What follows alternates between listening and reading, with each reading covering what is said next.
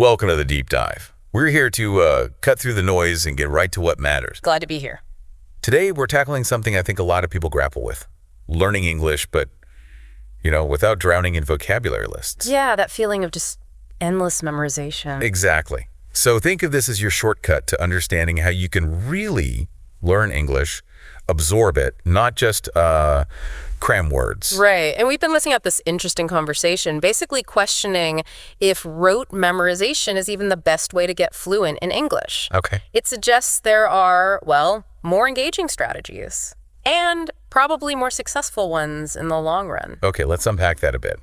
So the main idea is memorizing words on their own doesn't really help you use English in, real life. Pretty much. It's like knowing ingredients, but not the recipe. You know the names, maybe, but not how they work together. That's a really good analogy, actually. And what stood out was this focus on learning vocabulary in context. So when you find new words and sentences or stories or, actual conversations, your brain just naturally starts connecting things. So you get the definition, but also how it's used, the feel of it. Exactly. The feel, the usage.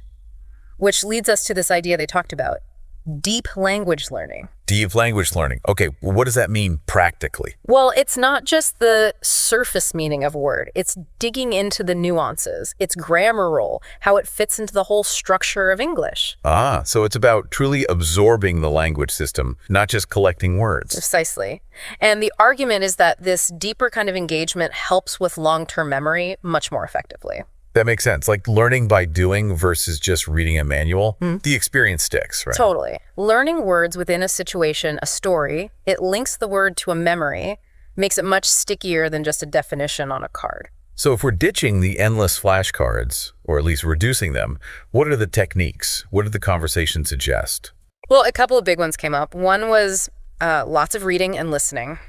Immersing yourself. But importantly, in stuff you actually like, right? Books, podcasts, movies. Yes, enjoyment is key because then you encounter words repeatedly, naturally, in different situations. It's not forced study. And that consistency, that exposure, that's way more powerful than drilling lists. Far more powerful. You start seeing patterns, you get how words behave. You can even start figuring out new words just from the context around them. Okay.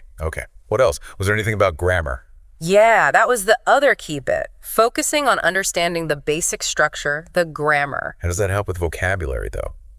Well, if you get how sentences are generally built, you can often guess the meaning, or at least the type of word you're looking at, based on its position and the words nearby. Right.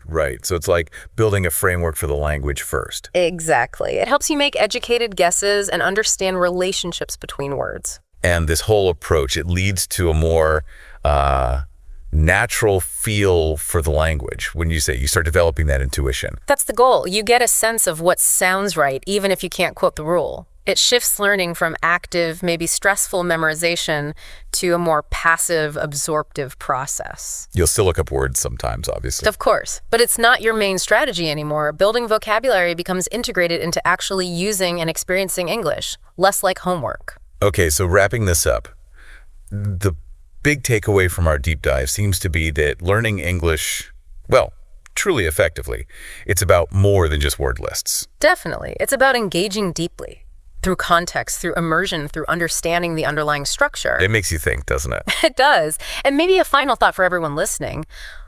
How much of your learning is just memorization right now? Yeah. And how could you maybe start shifting, maybe bring in more of these context-rich, immersive strategies? Think about moving from just studying English to, kind of living with it more. That's a great point to end on. Really something to consider. Thanks for digging into this with us today. My pleasure.